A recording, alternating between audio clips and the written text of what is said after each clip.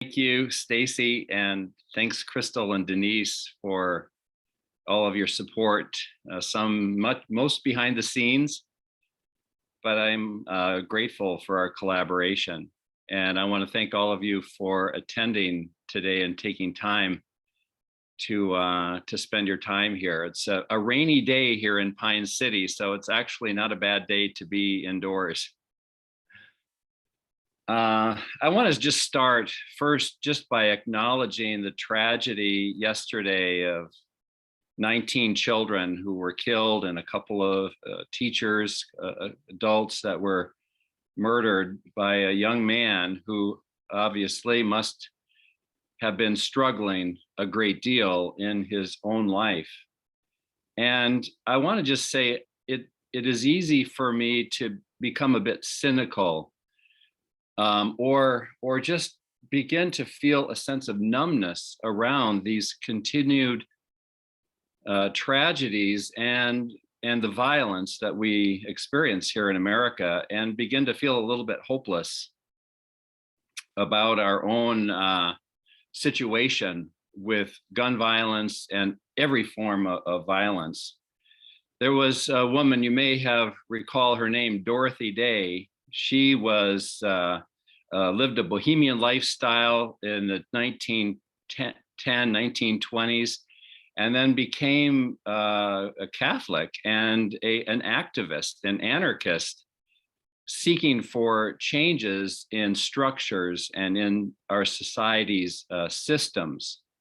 And she once said that we need to create systems that make it easier for people to do good. We need to create systems that make it easier for people to do good. And I think that is what, in the child welfare system, that's what this is. It's a system that we use to protect children and to provide support to caregivers to become good parents. And there are so many people who struggle with substance use and mental health problems that are caregivers in the child welfare system. And so this workshop is, as Stacy mentioned, a hands-on kind of workshop that collaboratively we developed, CPT with Cashew, 5 meeting guides that perhaps can support us in continuing to create and to support a system of child welfare that supports people in doing good and becoming better people and better parents and better caregivers. These are the 5 meeting guides. I just wanted to throw them out there for you to see that that these are the topic areas that we're going to focus on today, and that is asking for help, for example. And there's reasons why people why we don't ask for help, and there are ways to be able to learn to ask for help. And so we're going to talk about asking for help, managing stress in the moment, managing stress in the body, how to learn a problem-solving skill that supports someone in being able to solve the problems that they run into in life, and then also managing high-risk situations. I have 2 images here that I selected because in some ways these meeting guides are 2 different things. One is these meeting guides are a guide for you in a session that you meet with someone in a home session meeting, or however you define that. And they are a guide for you, but they're also a guide for clients or caregivers who you are supporting in managing their own recovery and moving in the direction of health and wellness. So the agenda that we have is this, that I'm going to spend just a little bit of time talking about recovery and the challenges that people face in being in recovery, and the extent that our caregivers, our parents and clients struggle with co-occurring mental health problems and substance use disorders. I also want to just address the question, is this in the scope of child welfare to be supporting parents?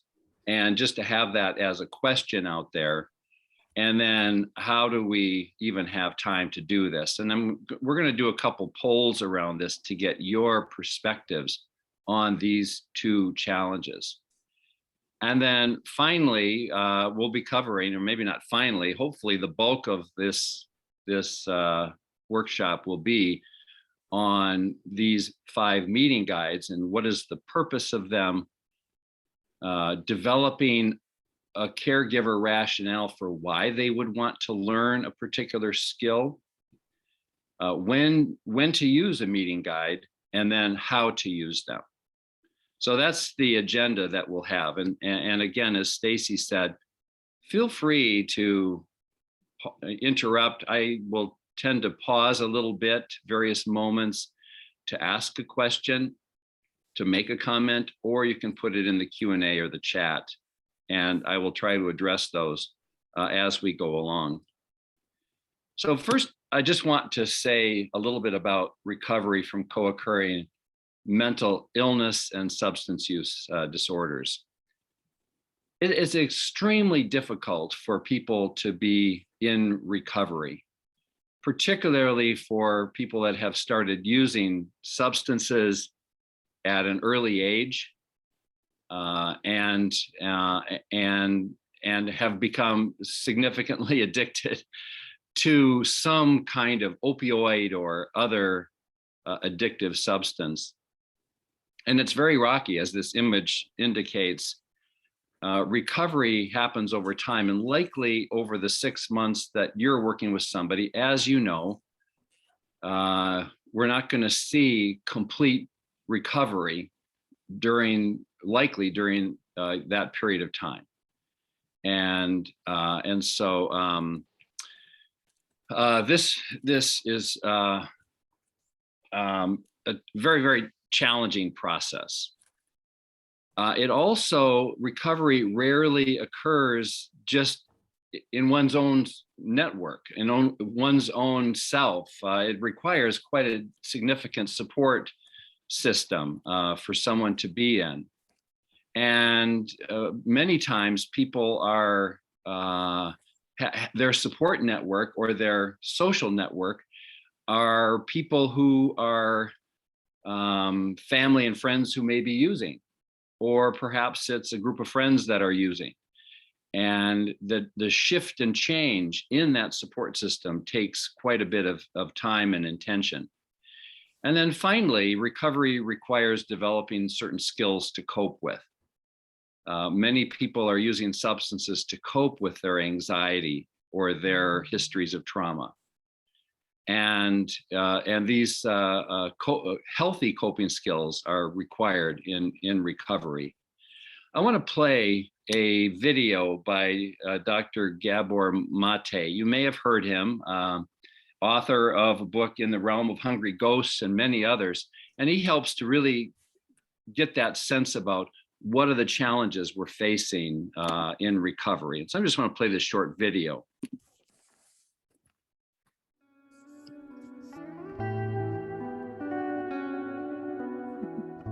All the substances of abuse, whether they're opiates or cocaine or anything else, they're actually painkillers. Some of them specifically are painkillers.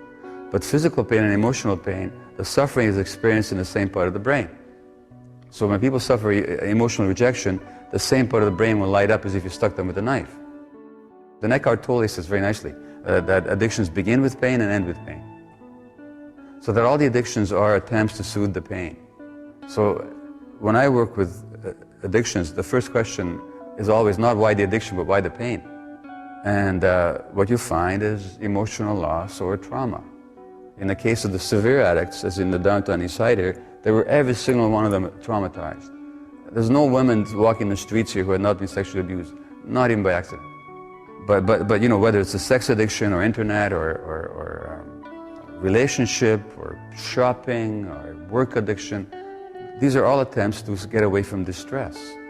Keith Richards, the Rolling Stone guitarist, said, who used to have a severe heroin habit, as you know, he said that all the contortions we go through just not to be ourselves for a few hours. Or why would somebody not want to be themselves? Because they're in too much distress and too much pain. So I don't care what they tell you about genetics or any of that choices or any of that nonsense. It's always about pain. Well, the Tibetan Book of Living and Dying, it's got a wonderful line in it. Whatever you do, don't try and escape from your pain, but be with it. Because the attempt to escape from pain is what creates more pain. And that's the reality with addiction. But the question is, how can people be with their pain? Well, only if they sense some compassion from somebody. So as another teacher says, only when compassion is present will people allow themselves to see the truth. So addicted people need a compassionate present which will permit them to experience their pain without having to run away from it. And all the attempts to run away, it's like another teacher says, the surest way to go to hell is to try to run away from hell. So you got to be with that pain. You just have to be with it, but you have to have some support. And we live in a society that, one way or the other, is always about instant relief, quick satisfaction, distraction. In other words, we live in a culture that is based on, both economically and psychologically, on not supporting people to be with themselves. So it's always the quick getaway. So it's very difficult to deal with addictions in a society. But yeah, it is a matter of, at some point, finding a way of being with your pain so that you can actually get to know what it's really all about.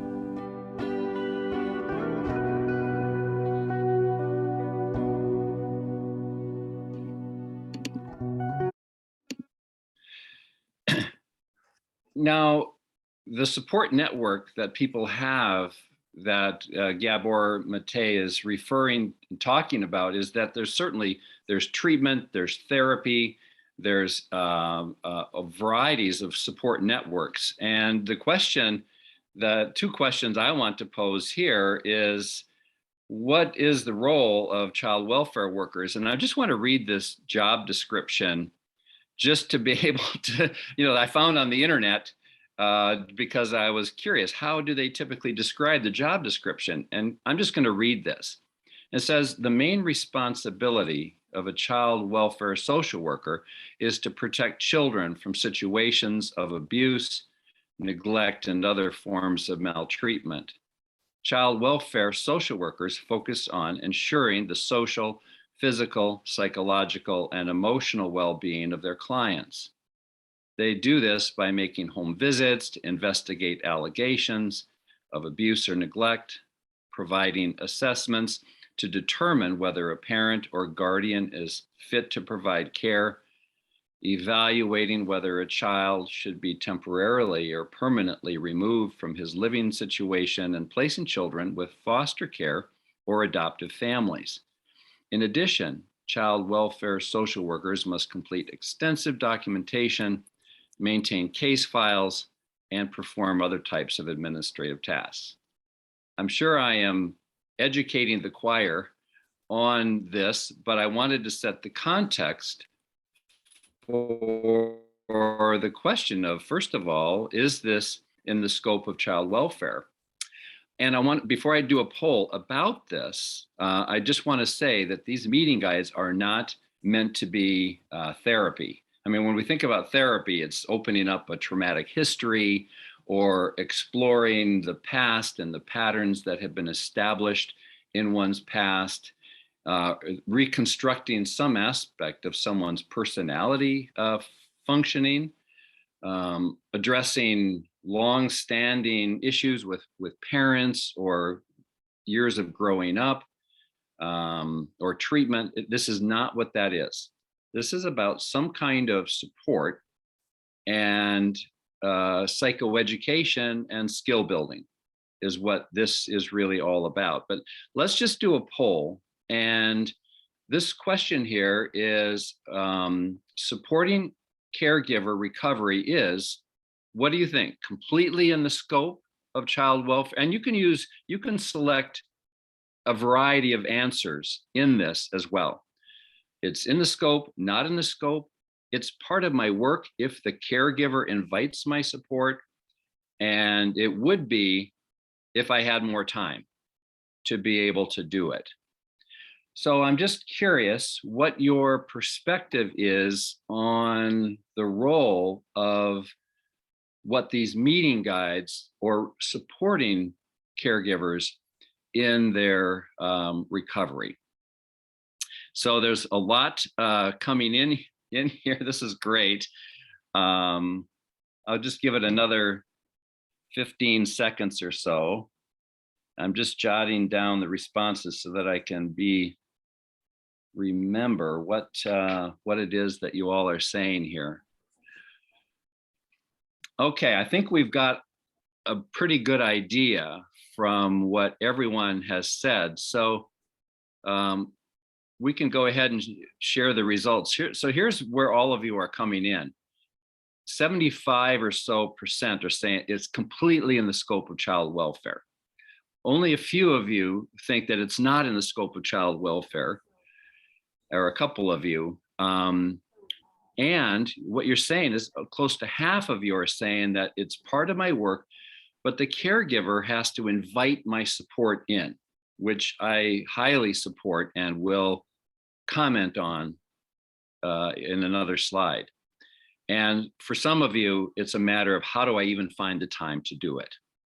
So that's very helpful to hear your observations here. So let me just move forward and find out when to use a meeting guide. This is a great question here. So, and this somewhat dovetails on what you're saying, that, you know, close to 50% said it's part of your work, but they have to be invited in. And I would suggest that as well, is that it seems like there needs to be some trust established, or an invitation in to collaboratively work on developing a skill. The second thing is, does the client have a belief that this will be useful to them? And this is the idea of a rationale that we will explore a little bit further. So for example, will this help me with my cravings? And taking that a little bit deeper, will helping me with my cravings help me be a better parent? Will this help me feel better? And if I feel better, will that help me to be a better parent? Will this help me to get a job? And if so, will that help me to provide for my child more adequately?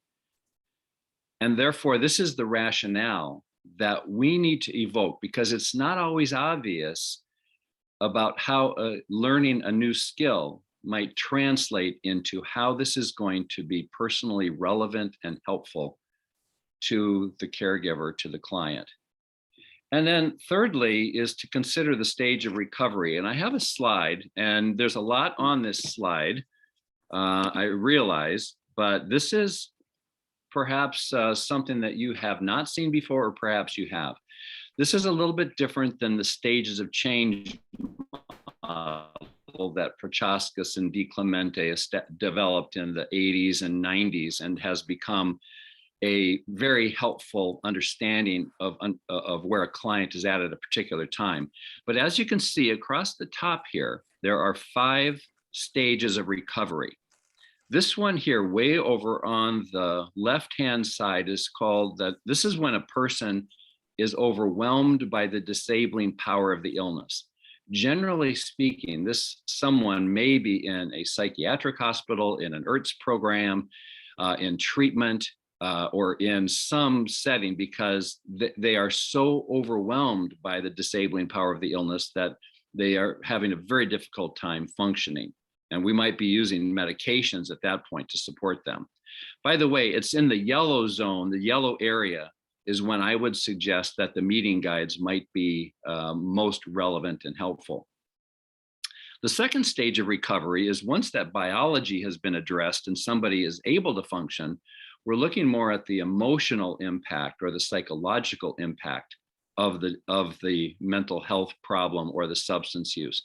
This is where a person believes that life is limited, that they have given in to the disabling power of the illness. They have no sense of hope.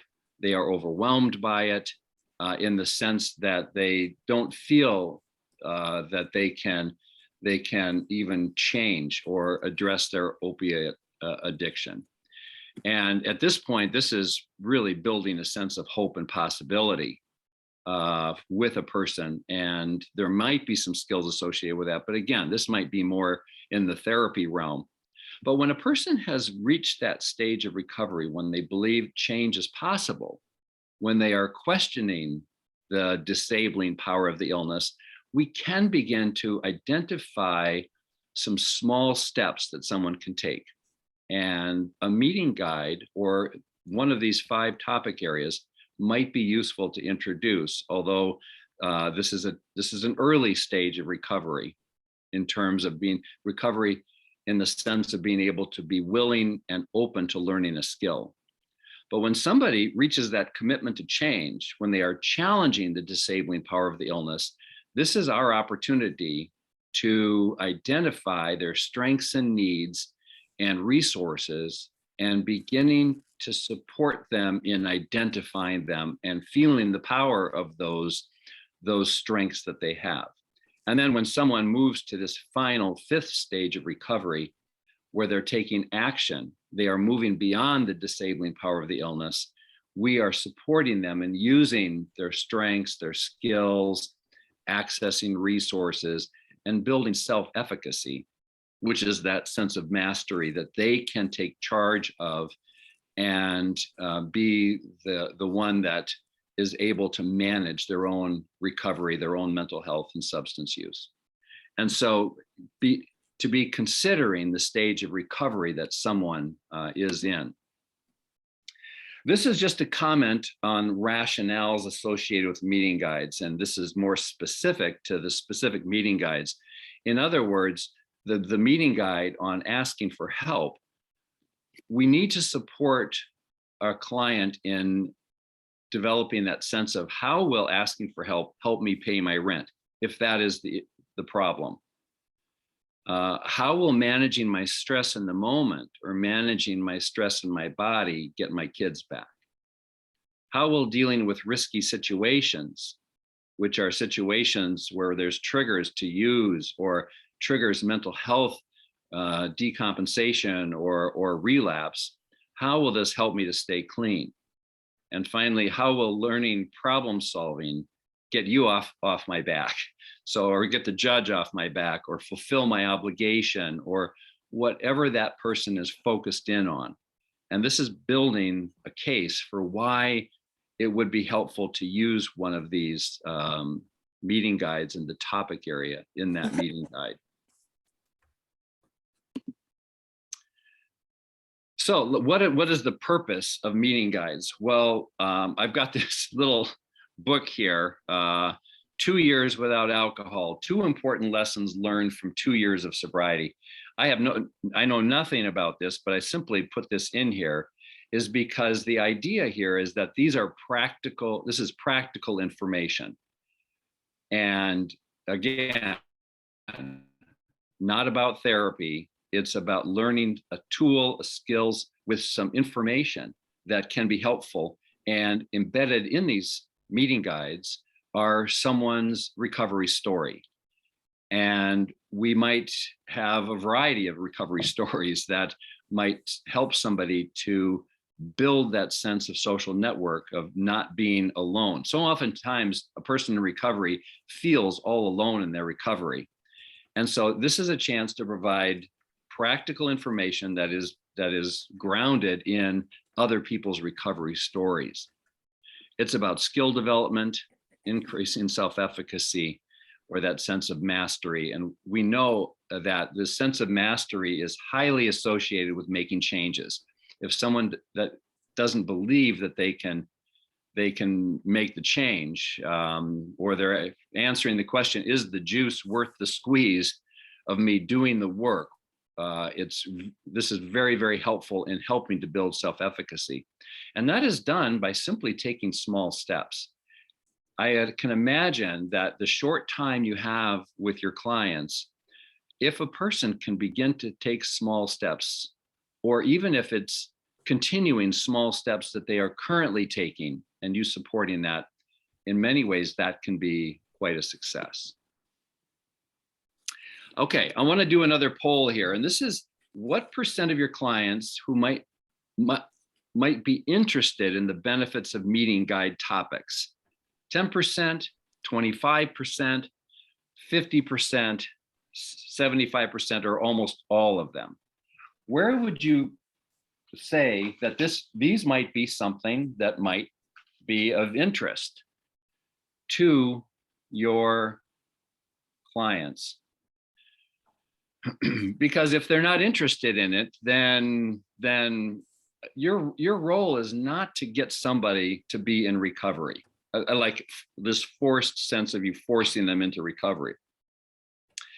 Your role, as many of you said, 75% that this is somehow in the role, is of supporting people in their recovery, but you can't get them to do it. So from what I see here, I'm going to jot down these percentages. And thank you. Thank you for your responses here. So here's what we've got is that about, the 12% said about 10% of your clients, which, they're good. 24% said about 25%, a quarter of your clients would be interested. But 41% said about half of your clients will be interested in it. And less of you said 75%, and just 5% said all of them. And so I would just like to open this up to those of you that responded to that. And feel free to unmute yourself or put in the chat, what is it about?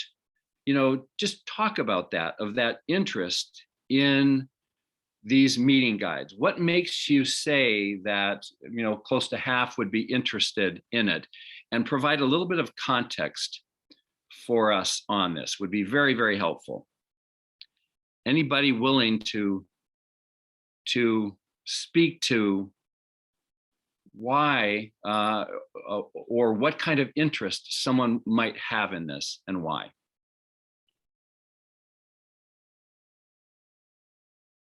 I know it takes a lot of courage with 100 or so people on here to comment, but it helps to provide a context.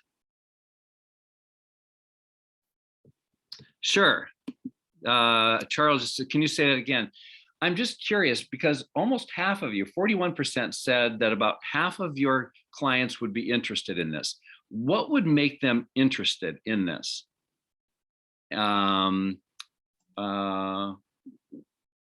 What would be their motivation for being? This is Gina. Hi, Gina. I'm from Eugene, Oregon. I'm part of the addictions recovery team here. And I think that people that are interested in support groups, AANA, that type of group, is for the support, the network, the sponsor, somebody to connect with, somebody that they can call and depend on. Mm-hmm. That it would be someone that is available to them in a moment of needing support. And maybe there's been a context for specific skills for a person to get support on doing the hard work of recovery. Yes, that's correct. Thank you, Gina. You're welcome. And Kelsey said that there'd be some structure and support to hold accountable. And I think that accountability, as Kelsey said, accountability is not this sort of like forced accountability, but it's an accountability partner, someone to work out with, someone to study with, holding ourselves accountable to the things that we have identified that we want. And so Stacy said about half of the parents I work with are in active recovery, So that is why I chose 50%. So there you, so those that are in that active stage of recovery, they would be hungry for these kinds of tools. They provide a focus when meeting together. Absolutely, these meeting guides, there's family systems researchers that have said the most stable relational system is 3 people. And part of it is because like we can get together with friends and talk about other friends without actually having to deal with the other friends. And, when we need to vent a little bit, and having a worksheet or having a guide becomes a stabilizing element. Yes, Kayla, yes, not everyone's ready to make changes. Most that enroll in our program are ready to take the necessary steps to bring enhancement to their life, and the other portion join to meet a guideline for another program they are participating in, and they don't see the need for change and supportive measures.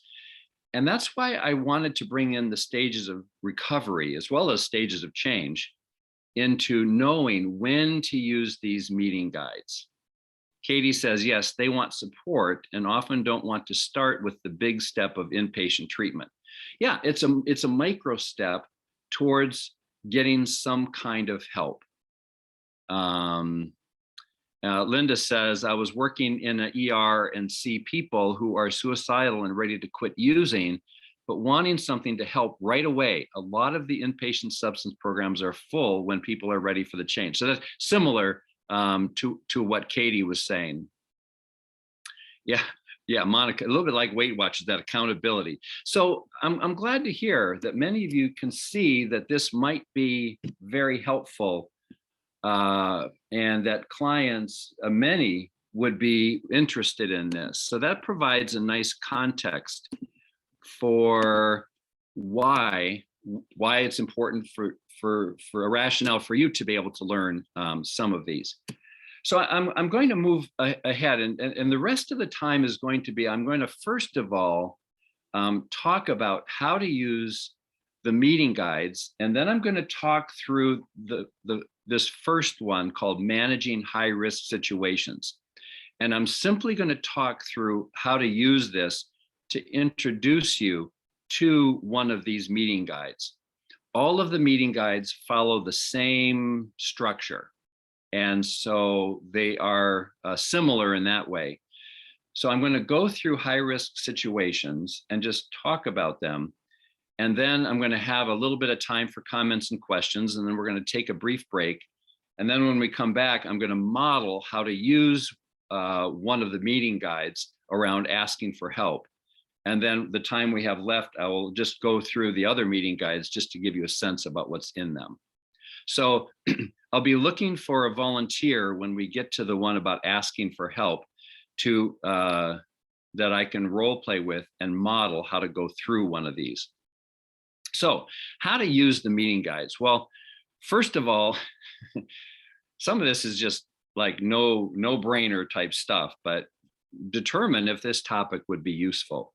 If you see a client who is struggling with high-risk situations like when they get a paycheck, they tend to blow it on drugs, or that has been their history, is that when they get a paycheck, that's a trigger for some other activity. I had situations where I've been triggered into various kinds of things. Like, for example, at 10 o'clock at night, I tend to historically used to like to eat ice cream, and about 10 o'clock would roll around. It's time to get out the ice cream, and it took a while to break that. It's just basically classical conditioning, where we begin to experience a connection to two connections together. So is this topic helpful? Secondly, asking permission to introduce the meeting guide topic. The reason I do this, and many of you probably already do this, is that we want to provide as much autonomy as possible, is that we are much more likely to be interested in learning something when we believe it is our choice to do so. We want the sense of freedom to choose. And so you may just bring up and say, you know, I've noticed that you've had some high risk situations. Would you be interested or willing to explore that topic in a meeting guide that I have, and get a yes or no from them? Simply by a client acknowledging yes, they would, increases their motivation to be present to learn it, so they don't feel like they're actually being told they have to learn something. Thirdly, these meeting guides are a lot about evoking, exploring, and developing a sense of rationale. But how would this skill be useful for me in my life? And to build on that rationale. And then a fourth area that's critically important is to identify and affirm strengths and successes in the topic area, which would mean, with respect to managing high-risk situations, asking the question, how do you currently manage high-risk situations? And to access what somebody currently does to address or deal with them. And it could be that they are already doing some of the things that are in the guide. And it could be that they could also learn another couple of skills or tools to be able to use them. So if you do have your managing high-risk situations pulled up or printed off or available, if you could just go to that, the managing high-risk situations, as I go through this, just to provide some information about these. It's, well, actually, before the let's discuss section, which is at the top right of the page, there is a my progress section. And if you are supporting someone in their recovery and they are actively taking some steps, this is just simply a reminder to check in and say, well, what steps have you already taken toward your goals this week? And how were you able to achieve the steps? And how did it go? And if not, what got in the way? And from there, you can do some problem solving and some planning around how to address that situation a little bit differently. So that's just a reminder to check in on if there was some home practice or life practice that was done previously. Then you get into the let's discuss. So these are open-ended questions. These are simply meant to be interactive, and where we enter this discussion with a curiosity about their experience with high-risk situations. In other words, we don't have an agenda at this point of trying to change them, or that, you know, that what we call that writing reflex, or to fix the problem. This is an exploration, asking some of these questions that are listed on the top right-hand side of, you know, what situation has triggered a symptom or stress for you and it can be this last week or, you know, recently that you're recalling. And then how did you manage it? And how did it turn out? Again, this is simply with curiosity about them and their experience of these situations, to ground them in their own experience so that they don't become passive learners, they become active participants in the conversation. And the question then, is this situation one that comes up often? I mean, is this typical for you? Again, you're simply using, probably if you're trained in motivational interviewing, you're using your open-ended questions and Socratic questioning to explore high-risk situations, to begin to support that client in getting into their own experience of these. Now, if there is some suggestions that come up about this early on, you certainly can address that situation right away. You don't need to work through the whole guide to make this conversation happen, but this would just begin to bring up the topics that are especially of interest and relevant to this client. From there, as you can see from the guide, we move down to a story. Reggie's story. This is a fellow who, his high-risk situation he's describing is going home to family members who use alcohol. And so you can read this story together and simply ask the question, well, what are your thoughts on Reggie's situation? What do you think he should do? What do you think? And is this relevant to your life situation? Now, you can use other stories. You can use stories that you evoke from the client. Do you know some people that are dealing with high risk situations? Maybe they know someone that they can talk about, or you can talk about a personal story of a high risk situation using some self-disclosure that is something that you have resolved that is not related to some substance use or something, but like my example of ice cream. I learned to not keep ice cream on hand for a while until I no longer was associating 10 o'clock at night with eating ice cream. It's just a high risk situation, and this is an opportunity simply to demonstrate that this happens all the time for all of us in temptations. I think one of my other temptations was if I'm close to a Costco. And I've learned not to be addicted to Costco anymore, because for whatever reason, Costco is I want to go in and see what's on sale, or whatever. We all have high risk situations. Again, so this is meant to be fine-tuned to the individual, but also is not pathologizing. It is also understanding that we all experience these kinds of things. This is not about therapy, it's about psychoeducation and skill building. From there, we move on to the good to know. And this is in the middle of the page on each one of the meeting guides. This is basically just some practical information about this topic area. And the first statement on the good to know about high risk situations is that it defines it. It's a situation that is likely to bring on symptoms. Symptoms can be cravings or anxiety or tension or more serious symptoms of delusions or hallucinations or manic episodes in both mental health and substance use. Can bring on symptoms that we're trying to reduce. Steering clear of certain situations can help to reduce the likelihood of symptoms occurring. And so much of what we're doing here is we're evoking what is already known about managing high risk situations and introducing some other ideas to help to understand what a high risk situation is, and discussion around what we call triggers. Triggers are anything that increase mental health symptoms and substance use cravings. And they can be a variety of things. And we'll see that when we get to the next page. So we also might explore some examples specific to this client.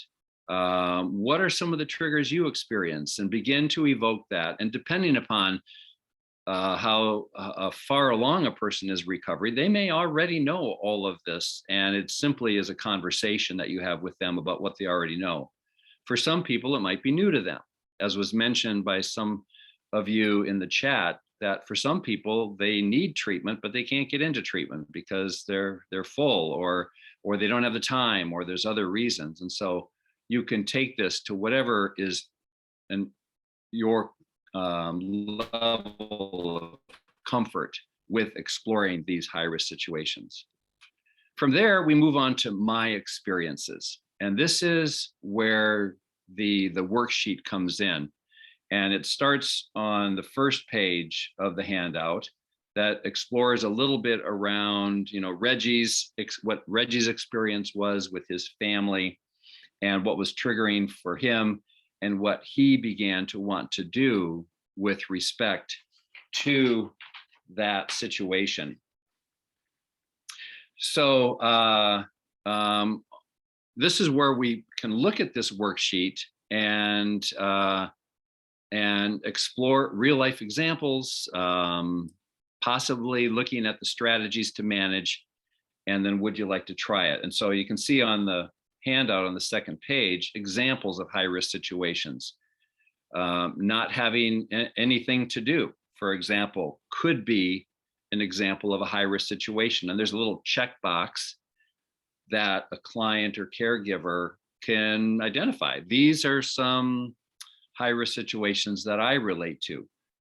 And this first one of not having anything to do, if that is, it's described, there's a strategy to manage it, which would be that first strategy in the middle of that second page is to make a list of fun activities you can enjoy with a supportive person in your life. Or build a daily routine or schedule of things to do so that your days are busy. And this is a chance to evoke from them, how does that one sound to you? What do you think of that? Have you ever tried that before? How has that worked for you? Is this something that you would like to try? And there's, as you can see, there's like 6 different types of examples of high-risk situations, including that getting a paycheck, being in or near places where people are using substances, having contact with someone who is not supportive of your recovery, seeing something on TV or the internet that reminds you of your own situation, could be social media as well, or seeing an object or item that reminds you of your situation or increases symptoms, or you can evoke examples that they might have. And then you can explore the various strategies that someone can use to address that particular high-risk situation. From there, the next is let's practice leaving a situation. So this one is a practice specific to leaving a situation with people that the client doesn't know very well, or leaving a situation with friends or family. And there's a little bit of language in there about a situation like this where this might be a trigger. Could be a drug dealer calling. It could be a neighbor who knocks on the door and says, you want to get high together. It could be walking, past a place where a person has used before, and how to address that situation. The skill building part is important in part because authors like Basil Vandelkirk, who wrote a book called The Body Keeps the Score, has said that just talking about the patterns that have been developed in life to cope with difficulties, cope with trauma through avoidance or through angry outbursts or being, lacking responsibility. Those patterns, or the pattern of caving in to others, which is a part of a traumatic response or a survival strategy, is simply to give into it so that the abuse isn't worse, is that these patterns become part of our body's way of coping with situations. And so this is the importance of actual practice of the body.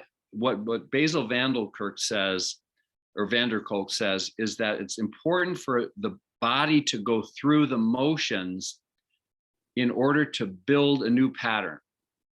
As he states, neurons that fire together wire together, and those patterns become embedded and become extremely difficult to break. And so that's why we practice the skill. So the steps in practicing the skill, you don't have to necessarily know all of these steps forward and backward, but generally this is the types of steps. Is first of all, identify what are the steps of the skill. The examples in the handout here or in the meeting guide are, for example, leaving a situation. I'm just reading from number 1 here in the bottom of the meeting guide, is leaving a situation with people you don't know well. And this is the steps. Say, I'm leaving now, in a firm voice. Second step, avoid making excuses for leaving. Like, I need to leave.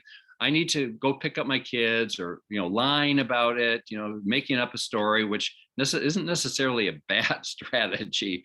But the idea here is to have that self-efficacy and that right to leave, and to practice that. Thirdly, repeat the statement if needed, and then leave the situation as soon as possible. The practice part here is where you as the practitioner, or you as the social worker, then models it. And you simply work through these steps. So, I am leaving now. And, maybe the client plays the role of the influencer, the friend, or the dealer, or whoever. And they play that role so that they can feel what it's like to be on the other side, and feel your energy around making that strong statement. And you go through and model it, and then you follow up and ask, well, how did I do? Did I follow the steps? And what did you think? What did you think of that? And then you switch roles, and the client then practices this drug refusal skill, or this saying no, or leaving a situation. And then you can talk about what that felt like for them. Was that awkward? Did that feel strange? Did you feel, what came up for you in that? And practice again if there's some things that need to be practiced again. And then it would be planning some next steps. And it might be practicing more. Maybe it's practicing with a roommate, or practicing with a partner, or practicing with a friend, to get that pattern going, to be able to use drug refusal skills, or leaving situation skills. So that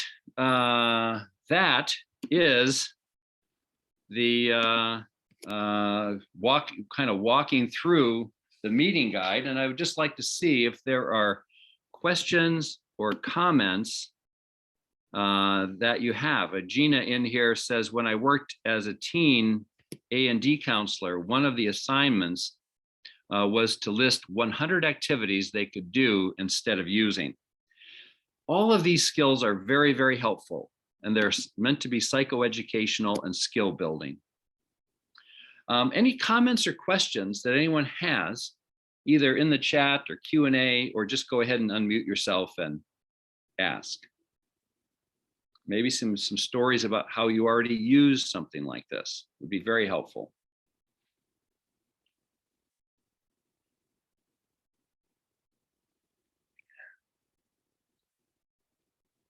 Of the 50% of the people that you indicated would be open and willing to do this, how do you see this guide being useful and helpful? Do you have clients that are in high-risk situations where this might be helpful? What do you think?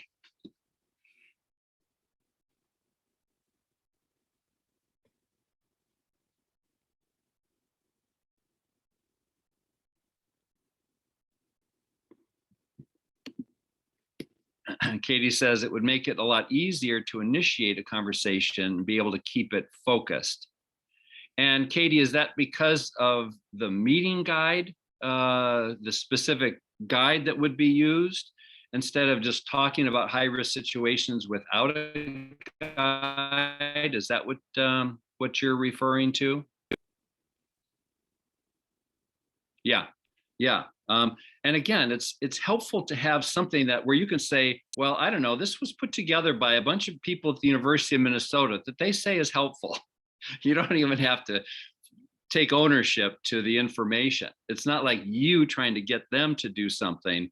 It's simply, this may be helpful to you. Would you be willing and interested in looking at learning a skill around this?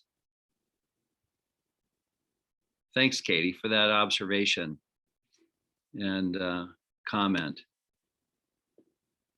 Well, be thinking about if you have any comments or questions. We're going to take a 10-minute break. And when we come back, now this is going to be, we are going to go through the asking for help And I want to just model this, not to say that you already don't have all the skills and so forth, but for some of you, it might be helpful just to see how I might do this. Now, I just want to let you know, these are brand new. We just put these together with Cashew.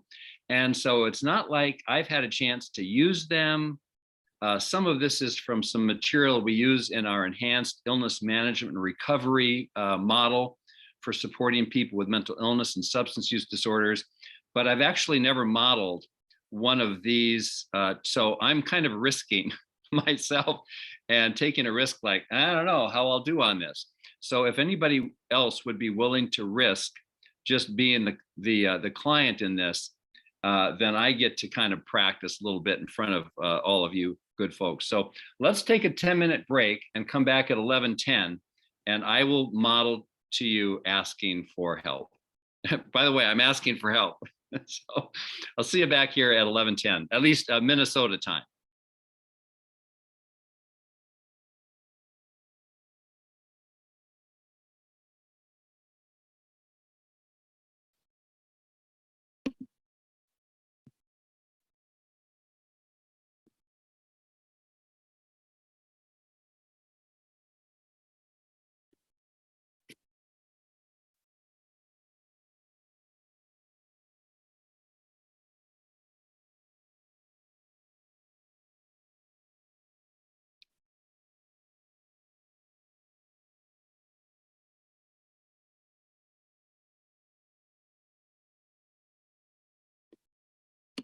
All right.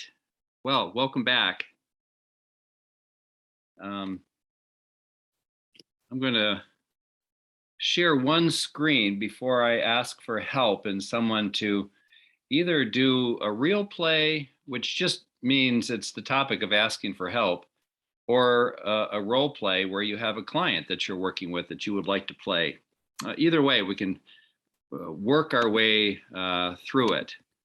So I want to have some couple of introductory comments. And if you have the guide in front of you, that's great, the asking for help guide that you can follow along either on your computer screen or if you've had a chance to download it and print it off. I first just want to say that there's a lot of attitudes toward asking for help. Some people are very quickly able to ask for help. In fact, sometimes some people are overly dependent on asking for help and don't have a lot of their own self-efficacy, and tend to be more dependent on others for help rather than that sense of self-sufficiency or interdependence, I guess maybe we'd call it. And then there's others like myself who tend not to ask for help. I mean, I can walk into a Home Depot and there's all these people walking around with orange uniforms on. And some days I just feel like I need to find the part or the kitchen thing or whatever it is I'm looking for all on my own for whatever reason. I have these attitudes of self-sufficiency, or I need to be able to do it. And somehow it's a sign of or I don't want to put anybody out, or I don't, various attitudes around this. So it might be helpful to explore various attitudes around asking for help that would be part of your conversation. Second, I'd just like you to consider your own support network. Most likely you have developed a support network of people that you know to go to when you need some help, maybe help moving or help painting, or maybe you need some help with a project you're working on, or you need a ride somewhere. That you have this network, and it gets developed over years and years of giving and receiving.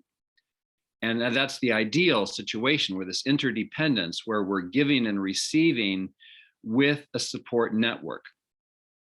But for example, adolescents who start using drugs at an early age, there is a developmental stage that teenagers will go through where they begin to learn to interact with and get help from others, to provide help and to receive help. And if they're using alcohol or other drugs at those early stages, this asking for help developmental stage can get bypassed. And when a person then is 17, 18 years old, and they are in a situation where they need help, they may never have actually learned that particular skill. So some of it could be developmental in being able to learn how to trust adults or others with asking for help. Another scenario around this is trauma survivors may not have developed a sense of trust of adults because of the violation that may have taken place in their lives, and are very skeptical and wary of asking for help from others because they couldn't ask for help during those years, or sometimes if they asked for help when they were being abused, that it was not addressed, or they were not taken seriously, or some other reason when they asked for help, it did not help. So you can have some very deeply embedded attitudes towards receiving help that that might be underlying the difficulty in being asking for advice, or asking for help, or asking for support. So I would just like to model going through one of these guides, the asking for help. Is there somebody who would be willing to either just real play around asking for help? Again, this is not about therapy. It's not about something deep. It's about some practical psychoeducation tool. Any volunteers who'd be willing to be my client?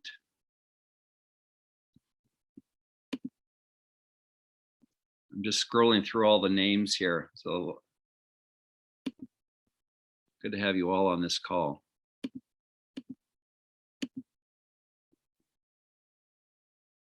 Anybody? I can try. Gabriella, is it Gabrielle? Gabrielle? Gabrielle. Gabrielle, thank you for volunteering. Yes, very brave. We'll see how I do. Yeah, well, you know what? I'm the one that's trying to figure out how to go through these guides. And so I'm going to make some mistakes. I'm going to miss some things. So all of you can be out there critiquing me on how I do. So, Gabrielle, are you going to do a real play where you're just your own process of asking for help, or would you like to play a client? I will play a client. Okay, sounds good. So let's just make an assumption that we perhaps brought up this topic of asking for help in a previous session, but we didn't have a chance, and you simply acknowledged that perhaps you would be interested in this. And maybe you could just give me just a little idea as to this client and around asking for help. What, how would... Who voluntarily wants help. Okay, this is a client that does want help. Are they able, this client able to ask for help, or is that difficult for them? It is difficult because of, let's say, past run-ins with the system. Does that make sense? Yeah, that's enough. I mean, I don't need a great amount of detail, just a sense about where you're coming from with this. Sure. So, Gabrielle, we talked last time about this idea around asking for help, and we just barely covered it. But have you noticed? And by the way, you have the guide sitting in front of you, Gabrielle, that we can go through this together, or a way to see it? I have to pull it back up. Hold on one sec. Okay, if you could pull it up, then it's as if we are meeting with the guide in front of us. This will help me to be a guide for me as we go through this.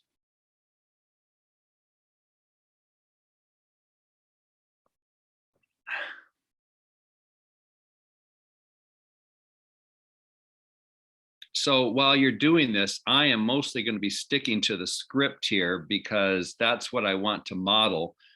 However, there's lots of flexibility in using this in the way that works for you. In fact, some of you may be working in a variety of different capacities in your work. And this can be a guide that can be shared amongst the staff. For example, an ACT team or a mental health program, or if you work collaboratively with a treatment program, you can share this as to what you are using. If you have a release of information or if it's within a team, you can use this as a way to collaborate together to reinforce what's being learned in counseling or what's being learned in another setting, so that you're not at cross purposes with others that are supporting this person in their recovery. Were you able to get it, Gabrielle?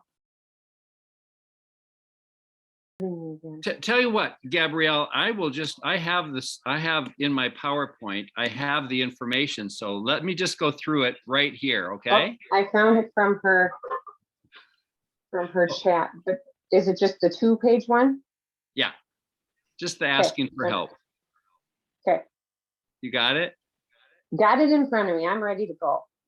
Ready to rock. Okay, we're ready to roll. Okay, so up in the top right, you can see where there's just this section of, I just want to find out from you. There's some questions in here. Have you had a situation come up in the last week that you could have asked for help? Anything that's come up? Yes. And how did it go? I mean, did you ask for help or didn't ask for help? How did it go? So I did not ask for help. I was in a situation where I wanted to go to a meeting, but I couldn't find care for my kids and I was not comfortable asking anyone else. So then I didn't go to the recovery meeting. So you ended up missing a meeting that you would have liked to have gone to because you didn't have childcare. Right. Yeah. Oh, I'm sorry to hear that. Yeah, because it sounds like the recovery meeting is important to you. In what way is the recovery meeting important to you to attend? How does that help you? Because it's one of the few interactions I would have with other people who are working on their sobriety. I see. This is a main part of your support network of other people that are working on sobriety. And by attending, it really helps you. And remind me again why it's so important for you to be working on your recovery and to maintain sobriety. For my kids, so I can keep them with me and be able to be a parent for them. Okay. Yeah. Critically important, because I can tell, I mean, and we've talked about this, that you want to be with your kids, you want your kids to be with you, and you don't want using to get in the way of that. And so attending these meetings are critically important. Right. So getting childcare would be really, really important. Tell me a little bit about your experience about asking for help, how it felt for you to think about asking for someone to watch your kids. What was that like for you? Well, a lot of people I know or in my social circle are using or struggling with sobriety. Mm-hmm. And I have really limited support from my family because of my past using. And then there's my relationship with my mom, who I think is always trying to take my kids from me. So I don't really like to ask her. Right. A sense that, it's hard to trust her because of what she's, her wanting to take your kids in the past. And so a lot of your support, supposed support system are people that are using or friends and so forth. And so it's difficult to ask for help. Part of it is just knowing who to be able to ask. But let's just assume for a minute that there was someone that you could have asked, but it was difficult to ask them. So I just want to go down and just, there's this little story here called Prisha's Story. And I want to see what your thoughts on this are. Prisha, who is somebody who is in recovery from post-traumatic stress disorder and other kinds of challenges, including marijuana use disorder. She says, I used to think that I needed to do everything myself and that asking for help was a sign of weakness. As I got further along in my recovery, I realized that I needed support from the people in my life more than I thought. Asking them for help was really hard at first, but the more I did it, the easier it got. They have all told me how happy it makes them feel to support me. That means the world to me. Gabrielle, any sense that this is relevant to you, or what was your reaction? What do you think about what Prisha is saying here? What's Yeah,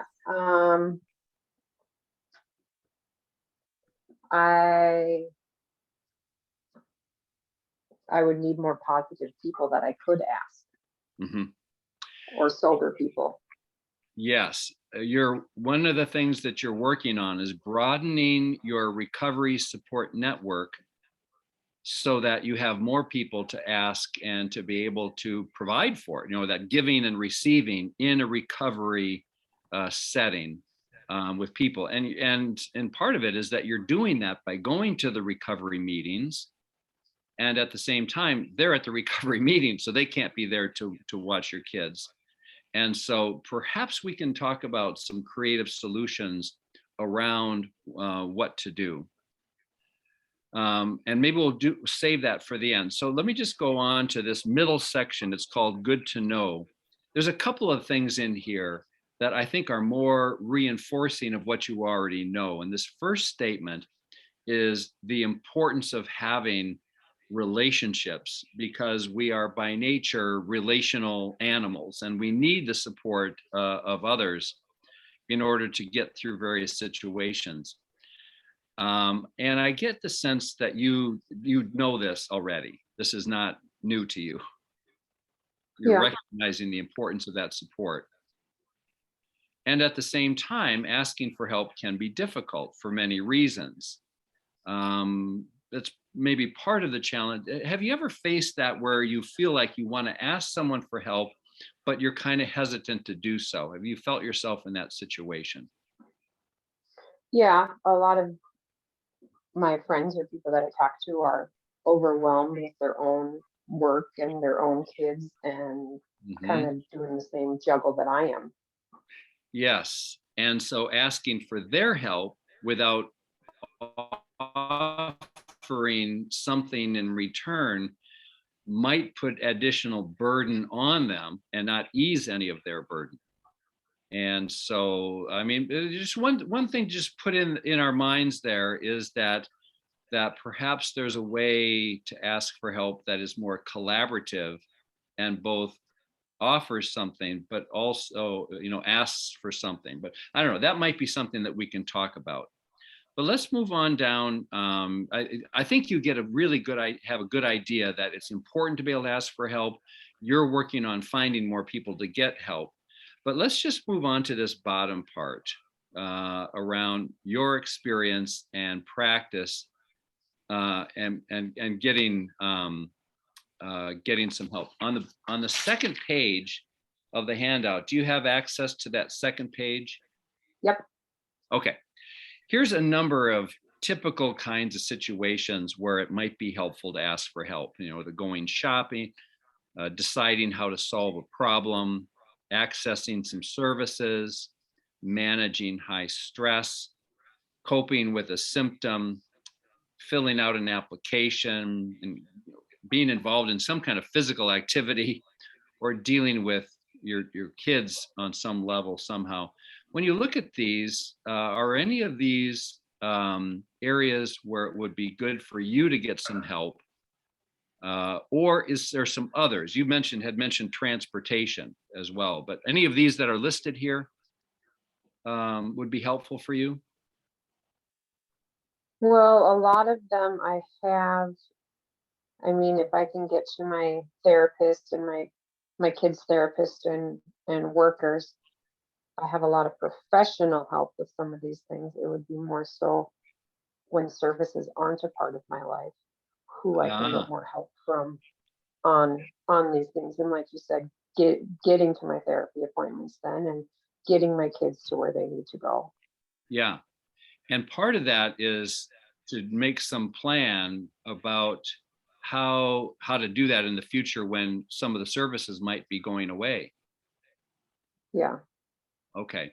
Well, I would just want to affirm you for the fact that you are thinking ahead and exploring future possible, scenarios where you're going to need to be able to find either the resources or friends or collaborate together somehow on being able to get the help that you need, getting your kids places or someone to keep an eye on the kids.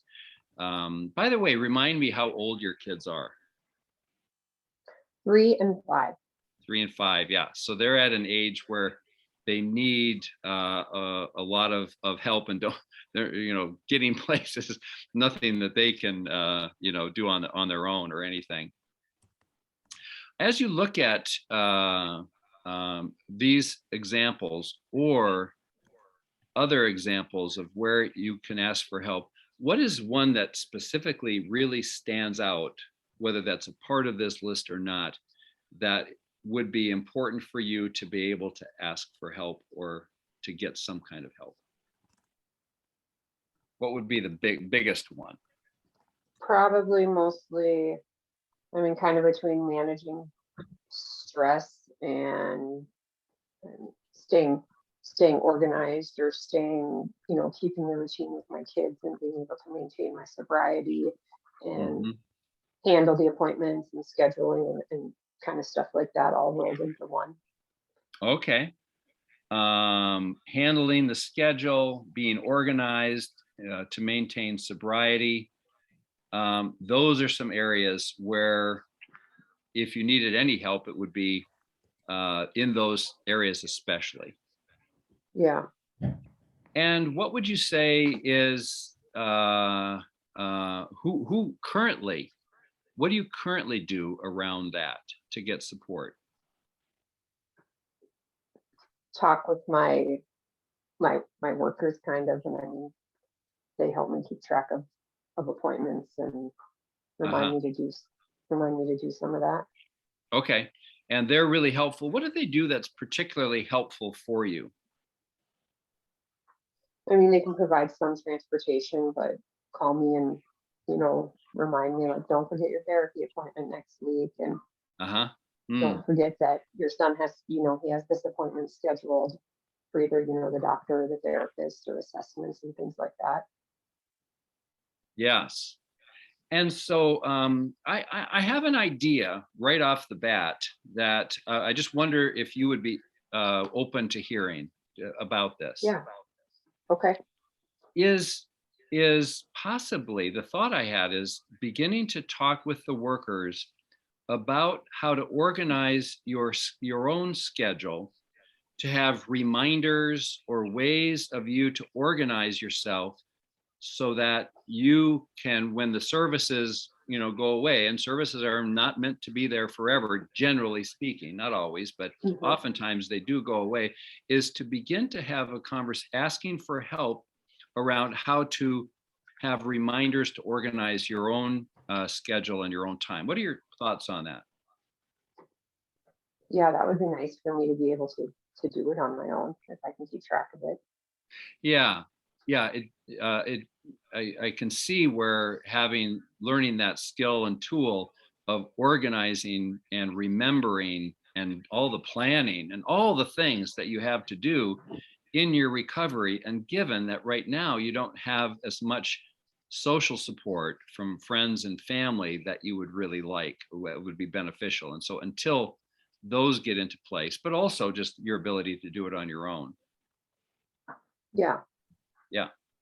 Okay, so let's make a note of that and jot that down for possibly a next step, is to have conversations with me or with other supports, workers that can help with the organization around things, around how you can learn those particular skills. Okay, down in the middle section on this second page, there are some some attitudes and ideas around asking for help that some people have faced. And so, for example, Prisha, in that story that we heard, read about earlier, she at first had a difficult time asking for help. And one of the old thoughts that she had was, I should be able to do this myself. And in her recovery, she developed a new sense of, this is really hard for me, and there is no shame in needing some support. I don't know if you relate to that at all, that it's hard for you to ask for help because of feeling like you should be able to do it on your own. Any sense of that at all for you? Kind of, and also the sense of like, I can't do any of this, so what's the point? Ah, okay. So I can't do it, so why should I even try? Yeah. Um, Gabrielle, have you found yourself in situations recently that you have actually been able to do something that you didn't know that you could do before, that you recognized a skill, or that you actually have some ability to do some things on your own that you've done? Yeah, I mean, I think so, in staying sober and more of a desire to want to be sober. Mm-hmm. Mm-hmm. And so there was a time when you didn't even have a desire to stay sober, and now you are actually staying sober and using your recovery group to support your sobriety. Yeah, trying to, yeah. Amazing. I mean, so there was an old way and now there's a new way. And what do you tell yourself, with this? The old thought was, I can't stay sober and I don't have a recovery support network to do it. What are the thoughts that you have now about that? Kind of that I have to do it, that Mhm. if I want my kids to be safe and Mhm. keep them, that it's something I have to do. Yeah, that there is somewhat of a sense of you recognize what you need to do. And you're also recognizing the strength inside of you that is able to do it by you attending this recovery group and addressing the relationships that you have where you aren't getting the support, using friends, or that you're recognizing where to go to get your support, which has been a huge positive change for you. Yeah. Yeah. All right. I'm going to move on down to the lower. Thank you for sharing that. That's such a great strength that you've developed. Now, down Thank to the you. bottom here, you're welcome. Down to the bottom, this is a practice around asking for help. And I just want to run through these and let's see to what extent these might be helpful to you in being able to be more comfortable asking for help. And again, we have to fine tune this that really suits you and fits you. But in number one here, these are the steps in being able to ask for help. And let's just see if any of these might be beneficial to you. Is first of all, identify what it is you would like help with. You've already identified of how to organize your time and learn skills to organize your time. And then secondly is explain why that's important to you to get that. And you've already identified it's important to you because when the support begins to go away, you can become more self-sufficient and able to manage these on your own. Yeah, right. Then you also want to tell the person what they can do to help you, which would be with your worker, you can say, I need to learn some skills to be able to organize my time and not have things falling off the plate, and where I can remember to do them and to be able to do that. And then ask if they would be willing to give that support and thank them for their help. So that would be the steps that you would go through.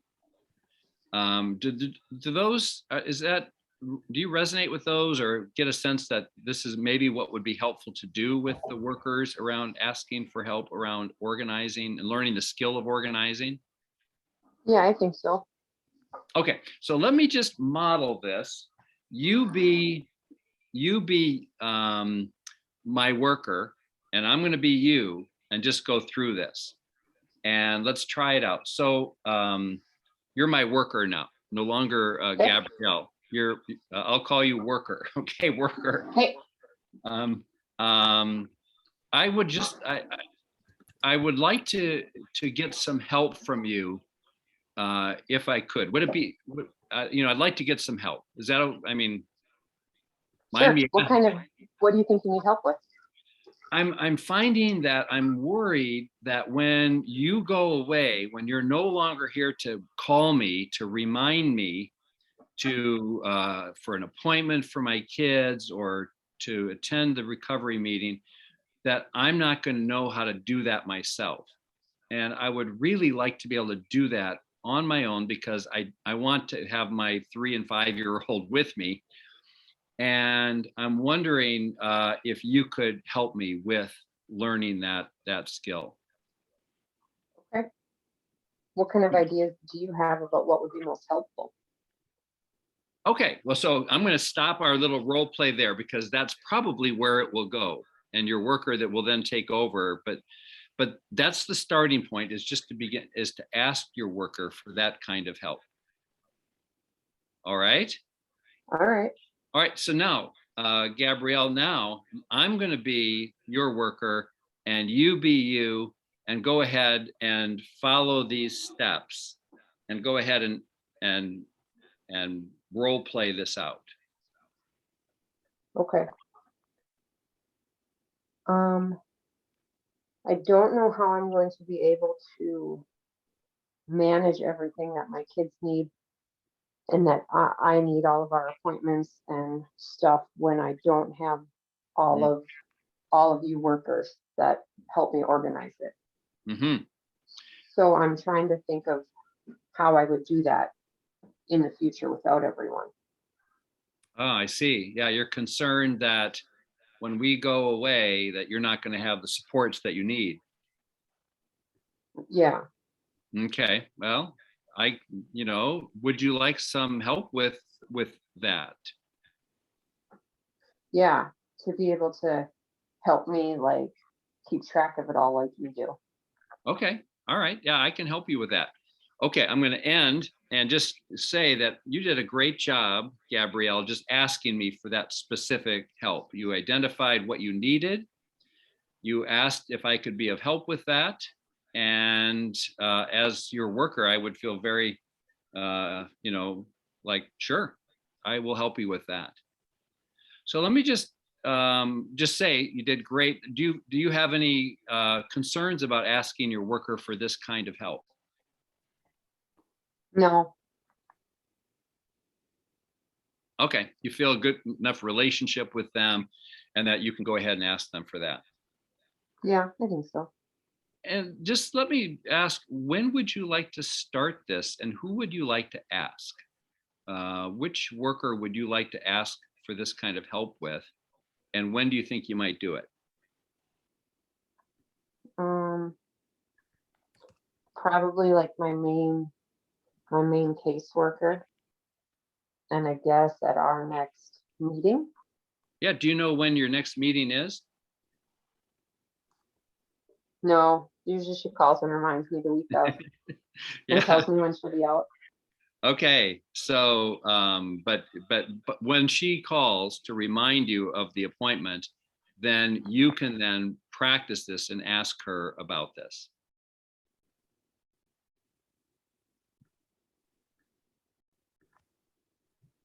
I might have just lost you. I don't see you on my screen anymore. All right. Well, if I did, there's you're coming back. Okay. Anyways, that's the idea there.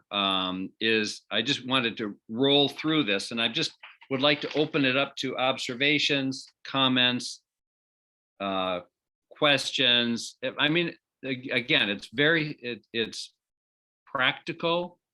It needs to be fine-tuned to the client, and so any comments anybody has or questions. And Gabrielle, if you're back, thank you so much for doing that. I saw you got disconnected. I'm back. Sorry, I don't know where it went. Yeah. Thank you for doing that, Gabrielle. It was very brave of you to do it. You're welcome. Thank you. Mm-hmm. comments or questions anybody has about this? How it might be helpful, or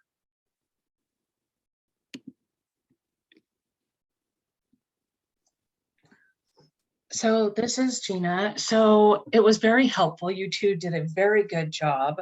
I'm gonna play devil's advocate here. good. It's not how I answered the question about caseworkers having the time to do this. It took you 15 minutes to do that, and you didn't, it wasn't ended like it was, you guys, like it was role play and it was played out, but a lot of clients or our parents that are DHS involved are very protective. They're not open. Even if they want the help, they may or may not ask their caseworker for that help because they're going to feel judged. They're going to feel like you have the power to take my, keep my child or take my child away from me. And I don't want to be open with you and honest with you about needing help or wanting help. And if I did, I certainly wouldn't talk to you about it. All kind of examples of meetings that I've been in. I think you guys did a really good job at the, 4% that answered. If I had the time, that's what I would do, because it takes a lot of time to do that with people. Yeah, you're absolutely right, Gina. And so just reflecting back on what you're saying, what do you do as a result of the fact that, and I commented earlier on how if adolescents have been using, they missed that developmental stage of asking for help, or histories of trauma are precursors to not being, having the feeling safe to ask for help. And so there are huge dynamics in there. What do you do as a result in those situations to manage this challenge of asking for help? So I'm addictions recovery team. So we always encourage the caseworkers that are struggling to have these types of conversations with their parents to reach out to the ART team, and it's called FIT and STAR in other counties here in Oregon, to have those conversations with them. We encourage them to take a member of the recovery team with them when they meet with their clients. Sometimes the client or the parent will build better rapport or feel more trusting with somebody who's not their caseworker and be willing to open up. Julio says building rapport. Yeah, that's another thing that you can do. Yeah. Thank you for bringing this up, because there is no perfect model. Our models have to be adapted. We need flexibility in how we use any model, because there's no one size fits all. They used to have these things called tube socks when I was growing up, and they were meant to be one size fits all people, and they were the worst socks ever. And that's why they probably went out of business, because there is no one size fits all. We have to tailor what we have. This is where this may be a guide for a case manager to see, okay, this is one tool I can bring in, but I need to bring it in even without the worksheet, or that uniquely adapts to this person's life situation and where they're at. Yeah, thanks, Gina, for that comment. I think many of you probably have solutions around this about how to build that rapport, how to help someone to be open to asking for help, and just to feel a sense of safety. I think, as Gabor Mate said, we also need to just feel that sense of care and empathy from someone. Let me just, for the last part here, touch on the other topic areas. Here we go. Problem solving. This one here is a protocol for how to solve problems, and it's really meant to support someone in learning how to solve problems. So the short-term goal here is to be able to solve a problem now. The meta goal here is support someone in learning a model for how to solve problems. And it's acknowledging that problems are a part of everyone's life. And when you're working with someone, as they begin to identify problems, this is a good chance to introduce the topic of problem solving and a protocol for that. And in the My Experiences section, right in the middle here, it's right at the end of, or the last part, there's a worksheet for a step-by-step problem solving process. And there's also similarly this restructuring cognitive distortions around problem solving and preempting excuses. Although I hesitate to call them excuses, is just for whatever reason, someone's belief systems as to why it is that they might not be able to solve a problem.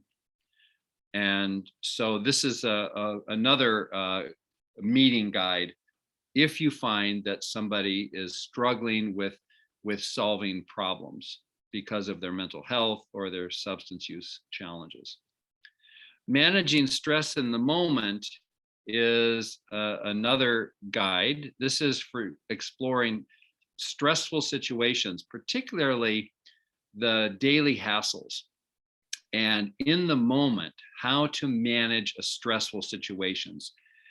And there's some helpful information in here, including a story, but also identifying various types of daily hassles that somebody might face.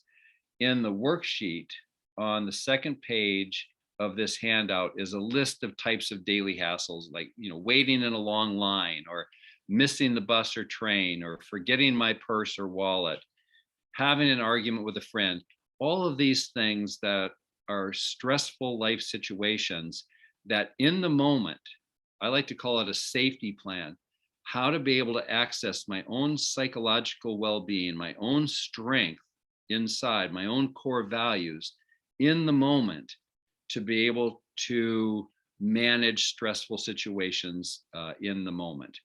And again, there's a step-by-step practice around paced breathing as an example of how to calm myself down, calm my amygdala down, or calm my sympathetic nervous system down, so that I can activate my parasympathetic nervous system and just simply cope with the stress of the moment.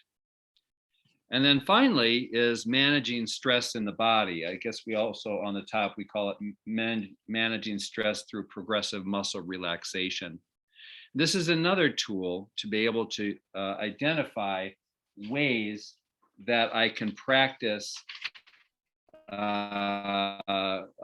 with dealing with the stress and where I feel it. This one is a lot about developing a sense of self-awareness in my body. Like if I get a lot of headaches, or I have trouble sleeping, or if I have stomach problems, or I tremble and shake, or rapid heartbeat, or sweating. This is a ways to identify stress in the body and then be able to develop a tool around how to cope with that stressful experience. And it's just a good way to identify stress. One of the elements of a healthy brain or a healthy mind is awareness, self-awareness. So this one really is about helping to build self-awareness. So that is the 5 guides,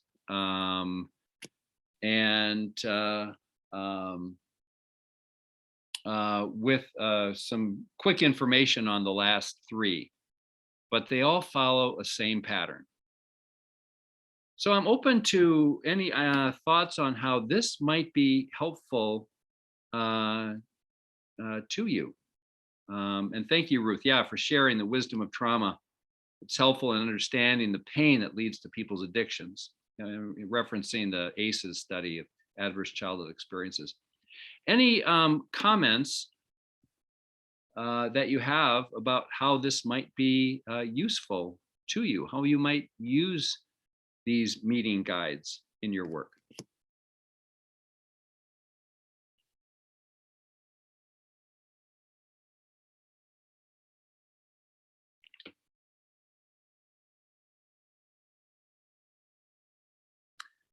Well, then I would like to just share one last little video. Perhaps you've actually seen this, but I really like this little video by Brene Brown around the difference between sympathy and empathy. And the reason I'm playing it is because I see this as, over time, as I've done work in the field with people, is that we have our own challenges around burnout, our own challenges around feeling the weight of emotional labor of working, and particularly in child welfare, and the challenges that we face around that. And at the same time, the importance of using these meeting guides with a quality of empathy. So this is kind of leaving us with a sense of what for ourselves, having maybe first and foremost empathy for ourselves in the emotional labor and the moral challenges we face around providing support for caregivers in their recovery.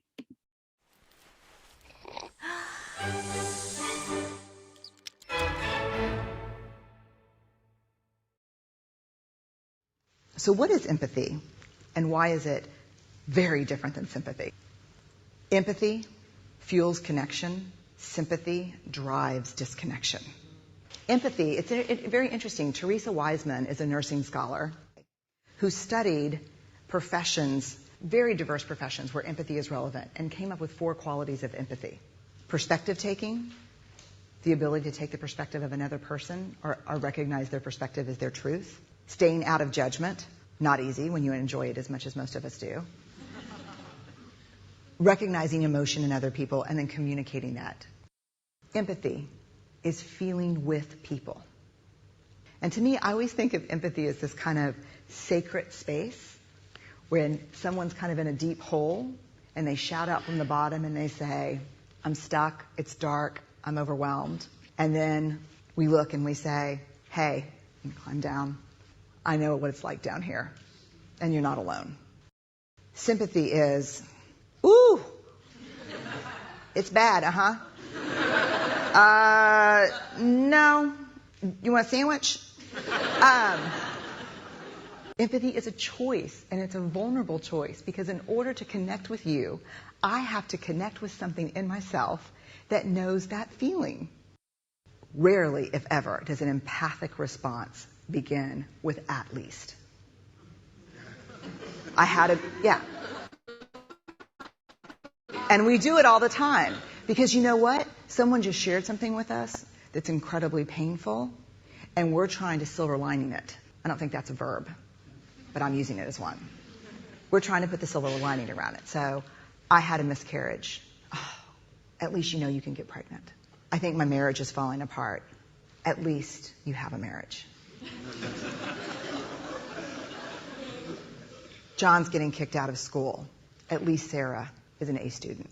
But one of the things we do sometimes in the face of very difficult conversations is we try to make things better. If I share something with you that's very difficult, I'd rather you say, I don't even know what to say right now, I'm just so glad you told me. Because the truth is, rarely can a response make something better. What makes something better is connection. So that's something we're ending on. I want to thank you for attending. Stacy, is there anything that you need to wrap up with? Yeah, just real quickly, thank you so much, Steve, and to CPT for putting the training and the guides together. Just reminders to folks that this will be recorded, this was recorded and will be posted on our website. The PowerPoint slides will be emailed out to attendees, and then 2 CEUs will be emailed out within a week of the training to folks who attended the whole training. And then just quickly, when you log out of the Zoom here, there'll be a really brief survey evaluation, and we really appreciate your feedback. You can also email us. So thank you everybody for attending. Thank you.